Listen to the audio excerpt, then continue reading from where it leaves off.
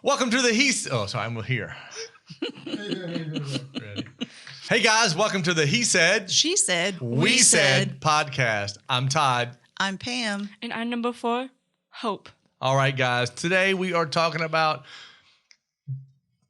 do tweens and teens communicate with their parents?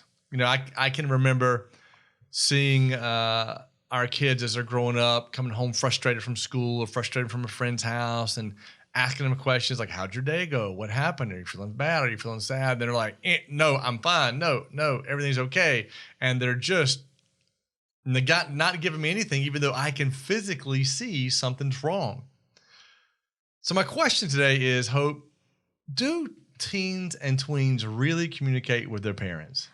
Not really. They mostly hold the emotions in instead of talking about it. They hold their emotions in. Okay, so why do you think teens and tweens hold their emotions in? They feel judged, or they just feel like what they're feeling is not right or not the right way to feel about the situation. Now, when you say judge and not the right way to feel, I mean, is this just their parents making them feel that way, their friends, or they just feel like that about everybody? About everyone. Really? About even their friends? Interesting. Well, so I guess let's ask this question. How do we get teens and tweens comfortable talking about emotions? I think that if we start talking to our kids on subjects that are like everyday stuff, which is, kind of easy, it's not really about emotions, it's just regular everyday talking. If we get comfortable talking about everyday stuff, then they'll start to feel a little more comfortable about talking about their feelings or things that are happening outside of home, like at school, or with their peers. So it's a matter of getting comfortable with talking to parents. So kids don't always want to talk about their emotions because they feel like their emotions are not valid, because we normally try to solve everything super quick, or give them, I guess, solutions for what they're going through. And I think that's what kind of shuts them off. Okay. Because it kind of makes them feel like, well, maybe I'm not supposed to be feeling this way. Right. So, all right. So let me ask this question, Hope. Do you think tweens and teens don't want to talk about their feelings and emotions, or they don't know how to talk about their feelings and emotions, or both? I think both. Both, really. So let me ask you a question. How do we not just get them to talk about it, but how do we teach them? Like, what are some things you think we need to do as parents to help that? We need to make them feel like they're safe, or just not feeling like you're frustrated, that they don't know how to solve it, the situation. Frustrated, like the parent getting frustrated? So let me give you an example. See if this example is right. If you came to me with a problem and I'm like, well, Max, it's just easy. Yeah. How does that make you feel? I'd feel like you're frustrated at me because I don't know how to solve it. Okay.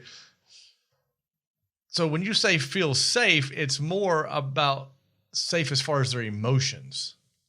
Yeah. And their emotions are maybe not being understood by the parents.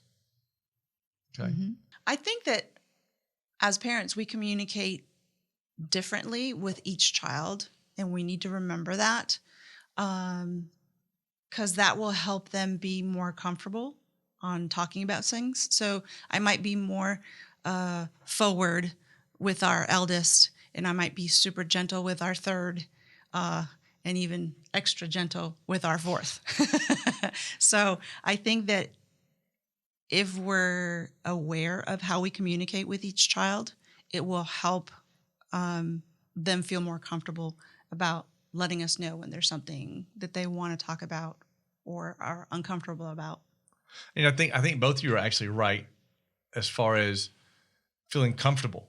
I think so many times as parents, kids are feeling criticized, whether we're trying to come across as criticizing or not.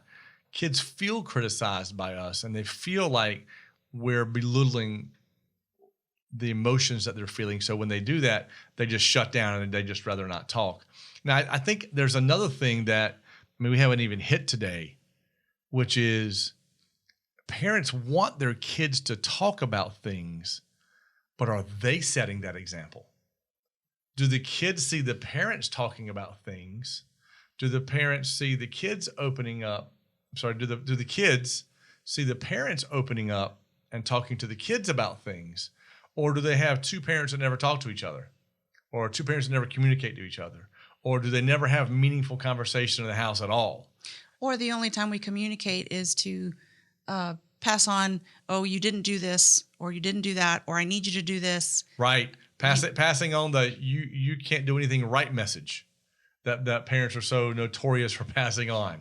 Right. True. And I mean, think about that. If all you ever hear, Hope, is you can't do this right, you can't do that right, why would you ever want to share any emotions or feelings with me? No. No, because I'm not giving you a welcoming environment. And honestly, I think it all boils down to us as parents. We have to set the example. We have to show it early on. To your point earlier, Pam, we have to teach kids to talk about the small stuff, and then we can move into the medium stuff, and then we can move into the big stuff.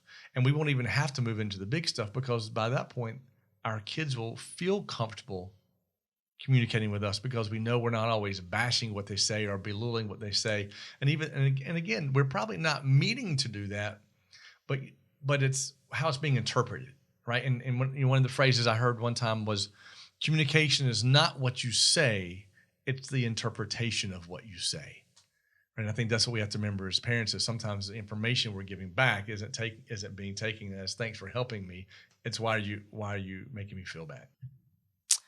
So, Hey, parents, I want you to remember that kids are little humans too, and they want to feel connected and they want to feel important. So communicate with them often and communicate how you feel. Awesome. That's spot on. Hey guys, thanks for joining us today. I'm pretty sure you know somebody that needs this message. Make sure you pass it along. By the way, don't forget to hit subscribe so you can hear us next week.